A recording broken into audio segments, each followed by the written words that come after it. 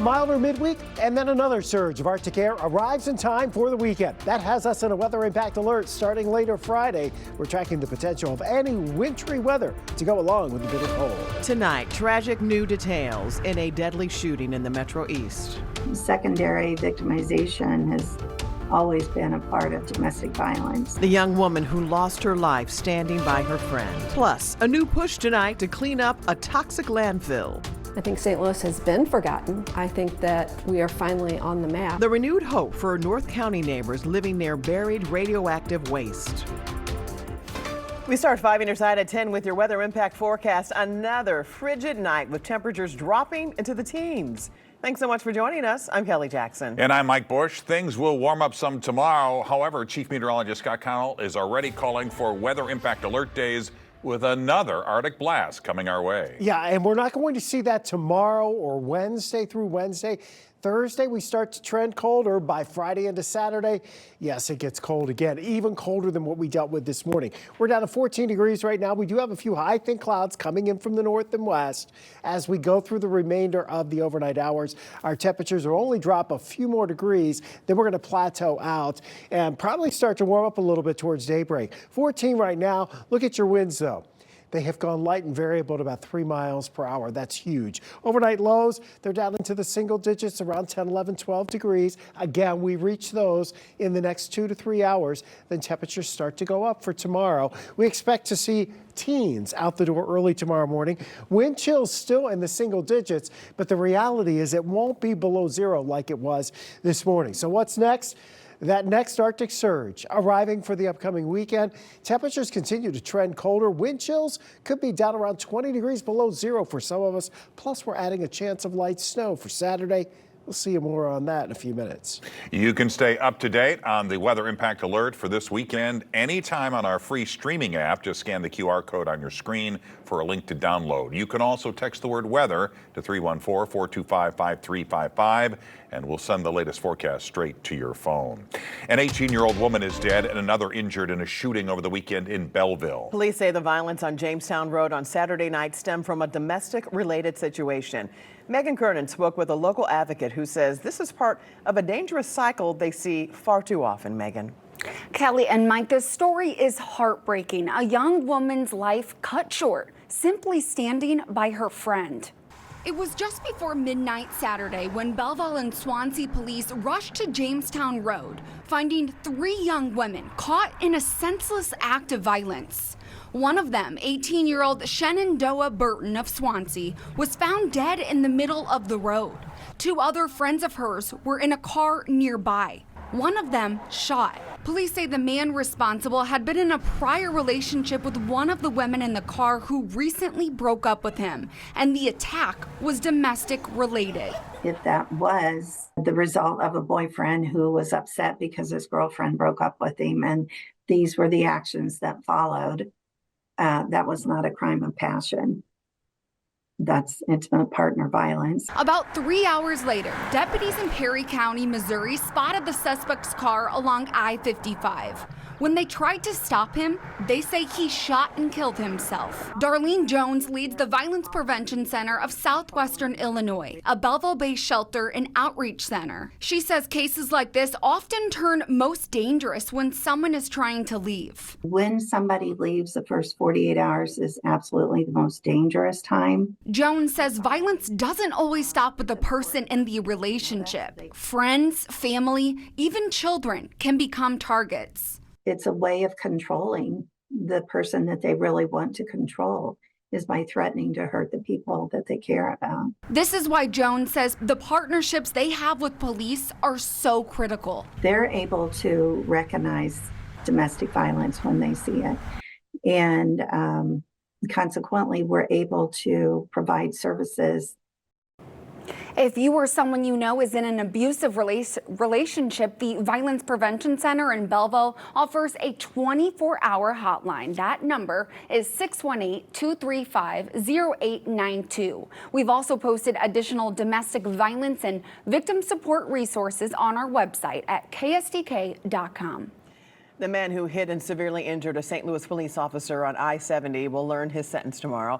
Frank Carr pleaded guilty to hitting Officer Nathan Spees, who was arresting someone along the highway last March. Spees lost part of his leg in the crash. Carr pleaded guilty to counts of leaving the scene of an accident and evidence tampering. Also tomorrow, former St. Louis Alderman Brandon Bosley's federal trial gets underway. He's facing several charges, including wire fraud and lying to the FBI. This is video of him leaving federal court after an indictment in 2023. Prosecutors say he was involved in a car insurance scheme. Our political editor, Mark Maxwell, will be in the courtroom and provide updates on air, online at KSDK.com, and on our streaming app. New pressure tonight on the federal government to clean up the Westlake landfill in Bridgeton, where radioactive waste dating back to the Manhattan Project has been buried for decades. 5 on your side, Justina Coronel has reaction from the community members who now have a renewed sense of home. I think St. Louis has been forgotten. I think that we are finally on the map. On the map to get some help. Advocacy group Just Moms STL says it's taken decades to get to this point. The same radioactive waste that they've been cleaning up in North County from Coldwater Creek and the sites over there, that's the same waste that was illegally dumped in 1973 at the Westlake landfill. The radioactive waste is connected to the uranium processed for the atomic bomb in downtown St. Louis. Tons of that waste was dumped into Westlake landfill, which sits directly next to Bridgeton landfill. Bridgeton landfill has faced a subsurface smoldering event, a chemical reaction that heats waste like fire but lacks oxygen. Concerns over odors and the landfill's proximity to the radioactive waste are what initially sparked the fight by Just Moms.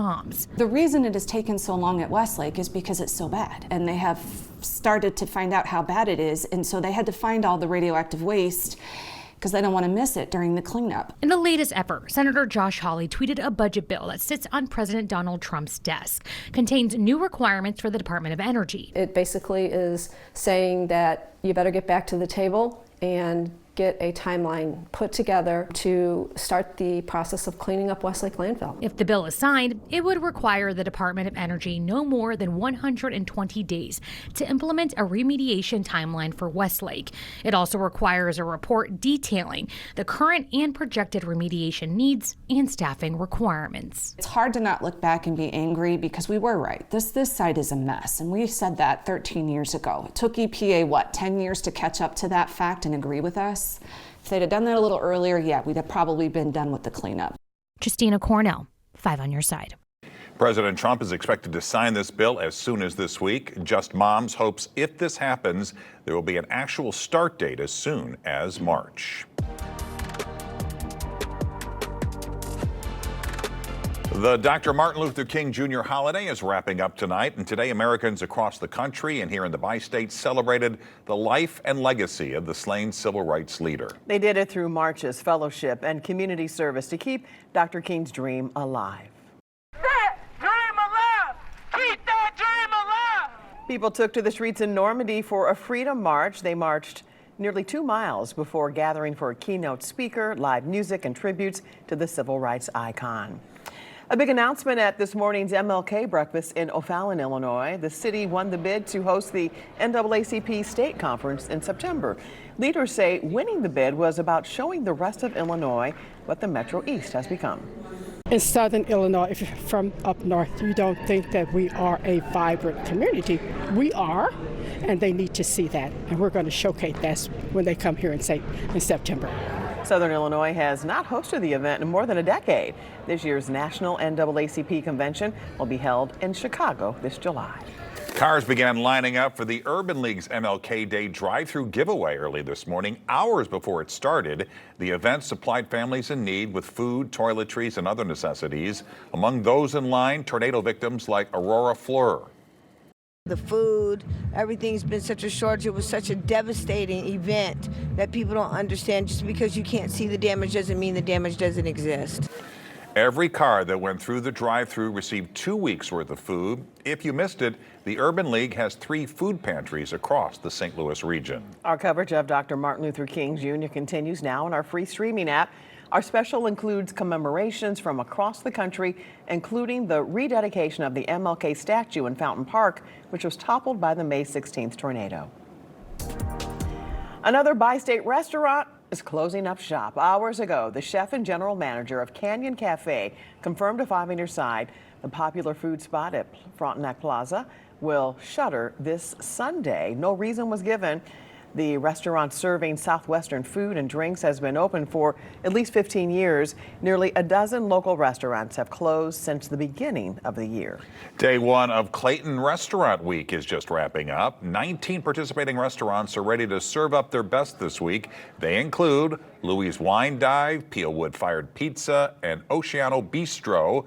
The manager at Oceano says it's a great way to introduce new customers to Clayton restaurants. Every time we do Restaurant Week, I get to meet so many different people that have not been in the restaurant before. So it helps a lot to introduce the restaurant to newcomers. Each restaurant will offer special 3-course meals for $39, $59, or $79 per person. Clayton Restaurant Week runs through Sunday. High-tech theft. There's a lot of bells and whistles on cars that people don't realize they have. Tonight, the new crime car owners should have on their radar and the cheap fix to stop car crooks in their tracks. Tonight, we're counting down to the Winter Games with a taste of Italy. The Italian grandmas charging a penne for their thoughts and cooking skills. The next weather impact alert starts later Friday as the coldest air of the season slides in. We're tracking the weather challenges ahead for the weekend, especially if you're traveling south. A consumer alert tonight for car owners. Thieves are now targeting radar sensors designed to make your car safer. The device, which is used for collision avoidance and adaptive cruise control, is usually hidden behind the front emblem or plate. Car experts say thieves can make a quick $150 with the part, but you can be left with a much bigger repair bill. It varies based on how many things were compromised and damaged, but just roughly speaking, I would say between $2,000 to $3,000 at least. You can buy a radar sensor guard online for about $50. Police recommend parking your car in a well-lit and well-traveled area to deter thieves. Well, we are now just 18 days away from the opening ceremony of the Winter Olympics in Milan Cortina. The first round of women's hockey gets underway the day before. The White House announced Vice President J.D. Vance and Second Lady Usha Vance will lead the U.S. presidential delegation at the opening ceremony. They'll be joined by Secretary of State Marco Rubio and a slew of Olympic medalists like figure skater Evan Lysacek and speed skater Apollo Ono. And 5 on Your Side is your home for the Winter Olympics. The opening ceremony is February 6th. Our Corey Miller is headed to Milan to cover the games. You can look for his reports next month. The host country of Italy, of course, is known for its fabulous food. None more popular than pasta. Oh, yes. Scott Swan and photojournalist Steve Rhodes introduce us to the women who know how to make it better than anyone in tonight's journey to Italy. When they book, they think it's a cooking class. What they got is a little bit more than a cooking class. You have the hug, the end of personal space. What are you doing? You have the mess. Yelling. They're not yelling, they're speaking, you know, it's just our tone of voice. They have the experience of cooking with the nonna. That can be dangerous. And eating with the nonna, that can be dangerous too, because she will feed you until it will explode. Hello, my name is Chiara, and welcome to Palombara Sabina.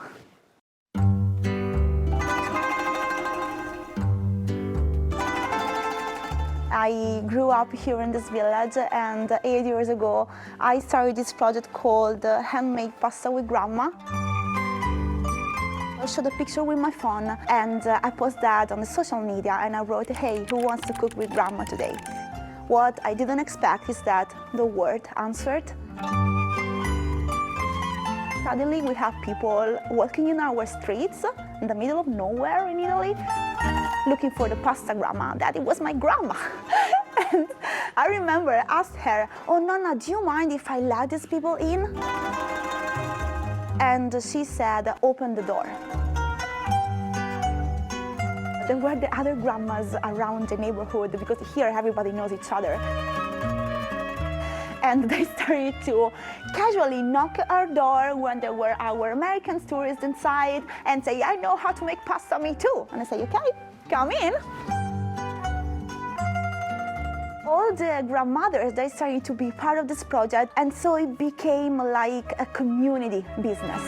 Benvenuti. Welcome, chef. Welcome in Grandma's kitchen. Then we were asked to have a TV show. The nonni are coming to New York. And we were asked to bring our format around the world. A lot of these grandmas, they never left the village before. And now we're going around.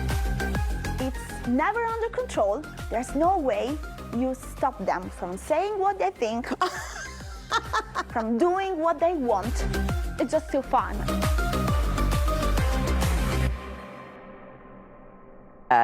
Right now, you can explore more sights and sounds of Italy on our free streaming app. Watch Journey to Italy and our other Olympic specials on demand. Just search for KSDK in your smart TV app store. I love that. They're never under control. I know. Look like they're having a lot of fun. Chief Meteorologist Scott Connell joined us now with the weather impact forecast, and we don't have this weather under control. No, we do not. Cold out there. And it's going to get even colder for the upcoming weekend. So we have another weather impact alert here as we push our way towards Friday night, Saturday into Sunday.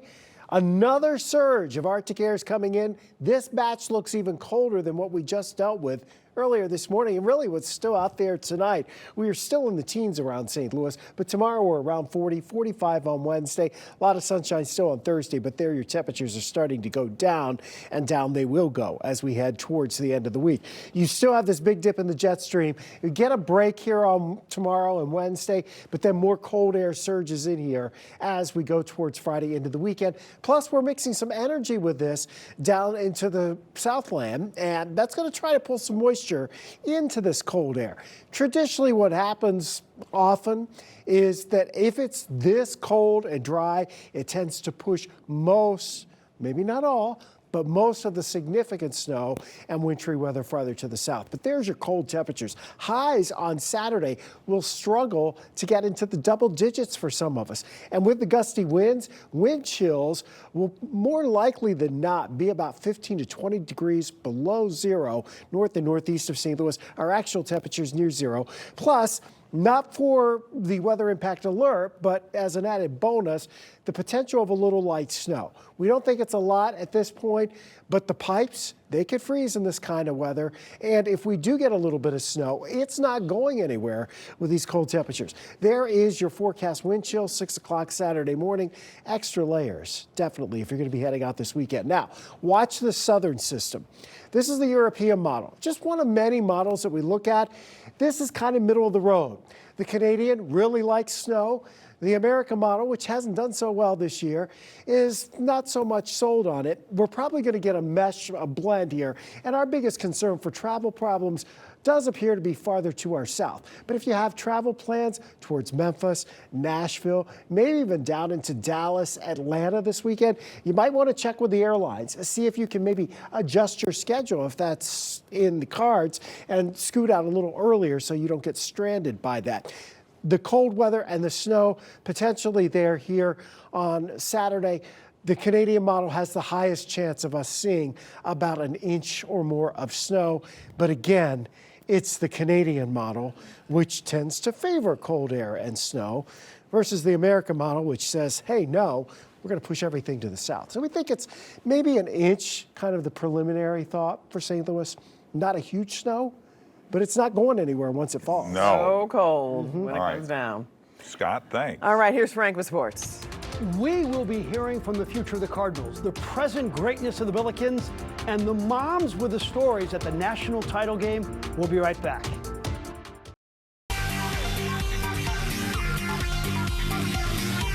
This 5 on Your Side Sports Report is sponsored by FanDuel Sportsbook. FanDuel is now available in Missouri. The best thing in St. Louis sports just got a little better. The Associated Press and coaches poll confirmed today what we've known all season long. The basketball Billikens are a top 25 team. 23rd in the coaches poll, and 24th in the AP. One of the reasons is the pride of Pattonville, Kellen Thames, who today was named the A10 Player of the Week. Why not? He led the Billikens in scoring in both games against Richmond and Florida with 16. But here's the crazy stat. He shot the ball 17 times in the 2 games. He made 13 of them. Who shoots 76% from the field? Last night on Sports Plus, a few of his teammates gushed about Kellen. I mean, I've said it time and time again, he's the most dynamic basketball player in all of college basketball. I mean, he's a walking highlight tape. I mean, he's box office for anybody that wants to come to Shea Fitz. You just cannot scout this kid. There's no answer for him, you know, and he's going to continue to do it, and it's going to take him places in basketball. I think it's time to sharpen the saw now, throw those warm fuzzies out the door. We got to have a sharp edge going into this game. And, you know, you don't go to war with warm milk and cookies. No, Curt Cignetti went to battle tonight in the national championship game with the best player in America, Fernando Mendoza. A win over Miami, and the Hoosiers would be the first team in history to go 16-0. The president at Hard Rock Stadium in Miami, and so too was the GOAT, Tom Brady. Third quarter, 10-0 Indiana. Mark Fletcher will see daylight and run to it. It's 57 yards for the touchdown. Now, you got to check out his mother. She doesn't fly. She's driven 18,000 miles this year to see her baby boy do his thing. In the fourth, Fernando Mendoza shows us why he won the Heisman. The guts on this 12-yard touchdown. His mom, battling MS, loves it. The Hoosiers are your national champions, 27-21. I don't think we'll be seeing confetti at the conclusion of the Cardinal season. Maybe some people didn't want to hear it, but Bill DeWitt said, quote, yesterday, "We are really building and success will be a winning season," end quote. The standards are a little lower now. Keep in mind, the team has already sold off 3 of their stars, but the organization tells me today they believe they had about the same crowds this year for the winter warm-up that they had last year. Boy, loyal fans. St. Louis's #1 prospect, J.J. Weatherholt, spoke to the media yesterday. The 21-year-old says he'll be paying close attention to the veterans on this team. It's big when you have vocal leaders, and sometimes you don't, but I think the biggest thing for those guys, you know, if they haven't had that role yet, is to just lead by example, and, you know, you want to follow what they do. So, like, we have guys like Lars who have been around for a little bit who, you know, they know how to handle relationships and lead guys in the right direction. But as a group, we know what's right, we know what's wrong, we know about the way to go about our work and what we need to do. So my role is to just continue to do that, you know, make sure I'm taking care of things on my end, but of course to respond to those guys that are have been around a little bit longer and know the ropes. In the middle they go, they fire and score. Ryan Nugent-Hopkins. And there would be a lot more where that came from last night. The Edmonton Oilers put an end to the Blues' winning streak by scoring 3 times in the first, 1 in the second, 1 in the third. The Blues still can't get to 3 in a row, the final 5-0. You know, we don't play good enough or hard enough in front of Benner, and you know, the reality is, you know, we're leaving them hang out to dry this year, and 5-0 could have been a lot worse. We got to have the same execution, same effort as we did last year at home. It's a team with a history of frustration, but 9 years of winning under Sean McDermott wasn't enough. The Buffalo Bills fired their head coach after another playoff flameout. Heading into a new stadium next season, the Bills have had 91 wins the past 7 years, but no Super Bowls.